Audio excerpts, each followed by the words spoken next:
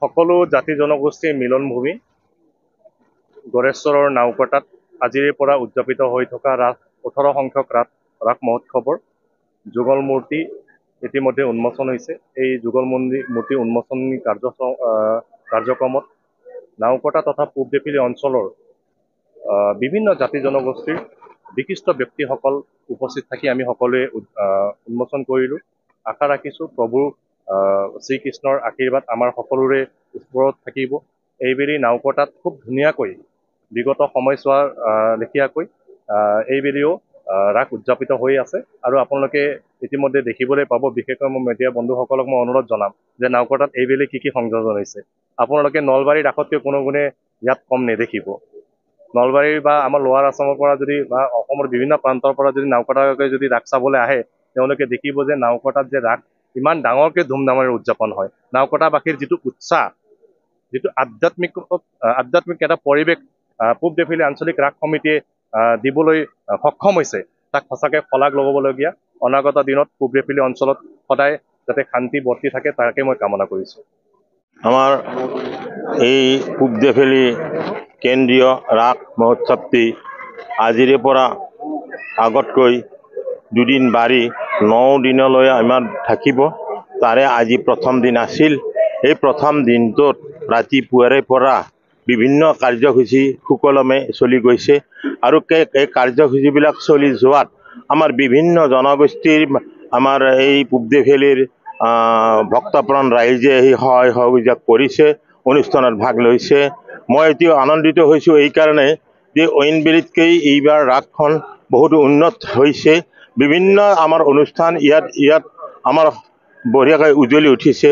বিশেষকৈ আমাৰ মূল গেটৰ পৰা উঠি সোমাই আহিয়ে আমাৰ যিটো প্ৰয়াত আমাৰ হিয়াৰ আঙঠু জুবিন গাৰ্গৰ যিটো শ্ৰদ্ধাঞ্জলি অনুষ্ঠান, এই বহুতো আকৰ্ষণীয় হৈছে। তেওঁ যেন ঢুকাই যোৱা নাই, আমাৰ মাজত সদায় বিৰাজ হৈ আছে, জীয়াই আছে, ঠিক তেনেকুৱা যেনেই লাগে।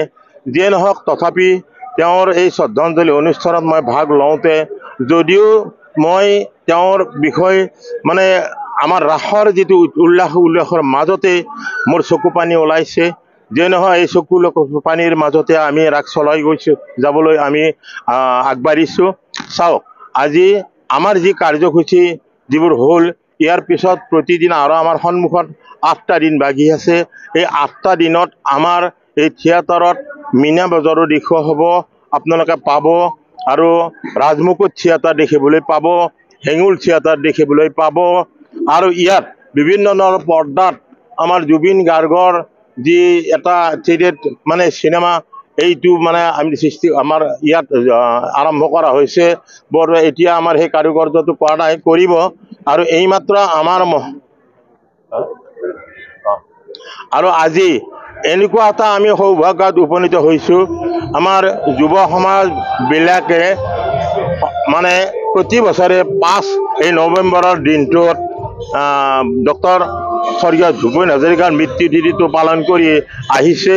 কিন্তু আজি আমাৰ সৌভাগ্য, আজি আমাৰ এই মঞ্চতেই, এই নাওকটা ৰাসস্থলীতেই যুৱ সমাজে ডক্টৰ ভূপেন হাজৰিকাৰ যিটো শ্ৰদ্ধাঞ্জলি অনুষ্ঠান আৰম্ভ কৰিছে, খন্তেক পিছতে সেইটো আমাৰ ইয়াতেই সুন্দৰভাৱে চলি যাব। জুবিন গাৰ্গৰ চলি যাব, ৰাসলীলা চলি যাব। আৰু ৰাসলীলাত এইমাত্ৰ আমাৰ কৰণ ছাত্ৰী উদীয়মান ডেকা ল'ৰাজনে যি উন্মোচন কৰিলে, সঁচাকৈ ভাল লাগিছে, উজ্বলি উঠিছে। তেওঁ মুকলি পৰ্দাখন গুচাই দিয়াৰ লগে লগে আমাৰ ভগৱান কৃষ্ণ আৰু ৰাধাৰ যিটো প্ৰতিমূৰ্তি সুন্দৰভাৱে আমাৰ দৰ্শকৰ মাজত জিলিকি উঠিছে, আকৰ্ষণীয় হৈছে। ইয়াত বাৰু আমাৰ স্কুলে 115টা আমাৰ প্ৰতিমূৰ্তি আছে। গতিকে আমি এই প্ৰতিমূৰ্তিবিলাকৰ অইনবাৰতকৈ উজ্জ্বল হৈছে। আৰু এইবাৰ অহাকালিৰ পৰা প্ৰতিটো স্কুলত বিভিন্ন ৰঙৰ সৃষ্টি তাত কৰিব।